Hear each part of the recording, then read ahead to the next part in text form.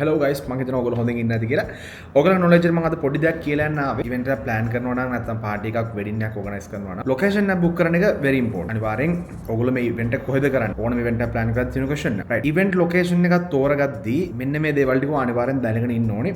event plan කෙනෙක් විදිහට නැත්නම් customer කෙනෙක් විදිහට ඔයාලට මෙන්න මේකට simple knowledge එක තියෙනවා. First thing, අපි location එකට ගියාට පස්සේ ගොඩක් කට්ටිය බලන්න පුරුදුලා දෙන එතන තියෙන menu එකයි location එකේ තියෙන ලස්සනයි සහ comfortability එක parking ඔය වගේ පොඩි දේවල් ටිකක් තමයි බලන්න පුරුදුලා තියෙන්නේ. හැබැයි එතනින් එහාට ගිහිල්ලා location එක බලන්න ඕනේ කාරණා කීපයක් තියෙනවා. පළවෙනි දේ තමයි ඔයා කරන්නේ මොකක්ද? මොන වගේ experience එකක්ද ඔයාගේ guest-ලට දෙන්නේ? ඒකත් එක්ක තමයි තීරණය වෙන්නේ මොන වගේ location එකක් තෝරගන්න කියන දේ. එතනින් එහාට ගිහිල්ලා අපි බලන්න ඕනේ technical කාරණා ගොඩක් තියෙනවා. ඒව තමයි ඔයා location එකට ගියාට පස්සේ ඔයා ඉස්සෙල්ලාම හම්බෙන්න ඕන person තමයි banquet manager එක්ක අනිවාර්යෙන් මේ hotel එකේ ඉන්න maintenance engineer. මොකද හේතුව අපිට පේන්නේ නැති ගොඩක් part එයත් එක්ක කතා කරලා අපිට විසඳ ගන්න පුළුවන්. For example power, electricity කියන very important දෙයක් event එකක් ගත්තට පස්සේ ඔයා මේ deliver කරන visual effects දේවා, audio effects දේවා whatever මේ හැම දෙයකටම power එක දෙන්නේ electricity. So එයා fail නම් අපිට මේ location එකේ වැඩක් දුවන්න අමාරුයි. එතකොට අපි check කරලා බලන්න ඕනේ මොන වගේ electricity pattern එකක්ද තියෙන්නේ. ඒතොර සාමාන්‍ය එකපාර events එකවල කීයක් දුවනවද? ඒතොර ඒ වගේ capacity එකදී අපි මේ මෙතනට ගේන්න හදන equipments නැත්තම් full band එකක් LED walls අපි plan කරන් ඉන්න items ටික මෙතනට ගේන්න පුළුවන්ද? එහෙම නැත්තම් වෙන්නේ මොකද්ද? තව events ඒ වෙලාවේ parallel දුවනවා නම් අපේ event එකත් එක්ක අපිට කරගන්න අමාරුයි. So එහෙම දෙයක් වුණොත් ඒක ලොකු fail එකක් වෙනවා. ඊට පස්සේ අපි hotel එකත් එක්ක argue කරලා sorry කියලා වැඩක් නැහැ. මොකද event එකක් කියලා මම හැම වෙලෙම කියන්නේ event එකක් කියලා කියන අවස්ථාවක් ඒක ආපහු ගන්න බෑ. That is number 1. එතනින් එහාට ගිහිල්ලා තව important point එකක් තමයි මේකට මොකද්ද අපි කියන්නේ backup එක. backup එක තමයි generator. ඒකට වියදමක් තියෙනවා අනිවාර්යයෙන්ම. ඒ වියදම කරලි වෙලා ඒ risk එක අවම කරගන්න. තව කාරණාවක් තියෙනවා. සමහර කට්ටිය මෙතනදී backup එකක් විදිහට generator එකක් ගෙනල්ලා generator එක පැත්තක තියලා hotel එකේ electricity use කරනවා. ඔතන තියෙන ප්‍රශ්නේ තමයි hotel එකේ electricity shut down වුණොත් අපි ගේන generator එක on වෙන්නේ යම්කිසි කාලයක් ගත වෙනවා. ඒ gap එක තුල හිතන්න දැන් ඔයා මොකක් හරි ලස්සන වීඩියෝ එකක් හරි animation එක නැත්නම් intro video එකක් මොකක් හරි play කරනවා. event එකේ crucialම හරියක් යන්නේ දැන්. එතකොට ඒ වගේ තැනකදී ලොකු power shut down එකක් වුණොත් එහෙම LED walls on වෙන්න electronic device on වෙන්න ලොකු කාලයක් යනවා. එතකොට ඒක ලොකු ප්‍රශ්නයක්. ඒක නිසා මම suggest කරන්නේ maintenance engineer එකත් එක්ක කතා කරලා ඔයා ගොඩාක් electronic device පාවිච්චි කරනකොට මම suggest කරන්නේ අනිවාර්යෙන් ඔයා generator එකේ මුලේ ඉඳලා අග වෙනකම්ම use කරන්න. එතකොට hotel එකේ electricity free of charge හම්බුණා කියලා ඒගොල්ලෝ ඒකට charge කරා කියලා ඒක use කරන්න යන්න එපා. මොකද සමහර දේවල් තියෙනවා අපිට ignore කරන්න ඕන දේවල්. සමහර දේවල් තියෙනවා අපිට daddy decisions ගන්න ඕන දේවල්. as event plan මම කියන්නේ අනිවාර්යෙන් ඔයා generator එකක් use කරනවා නම් ඒක මුලේ ඉඳලා අග වෙනකම්ම සම්පූර්ණ generator එකම වැඩේ කරගෙන යන්න. ඒක තමයි successම විදිය. right okay මම හිතනවා මේ වීඩියෝ එක දිග වැඩි වෙනවා මම ගොඩක් කතා කරොත් මම ඊළඟ වීඩියෝ එකෙන් ඔයාලට කියන්න. කොහොමද හරියට අපි safety manage කරන්නේ? අපිට risk එකක් තියෙනවා නම් risk එක අවම විදිහට manage කරගන්න කොහොමද? අපේ event එකට එන guest ලට කිසිම හානියක් නොවෙන්න නැත්නම් ඒ venue එකට හානියක් නොවෙන්න කොහොමද හරියට අපි safety manage කරන්න කියන දේ මම ඊළඟ වීඩියෝ එක ඔයාලට අරගෙන එන්න. thank you very much.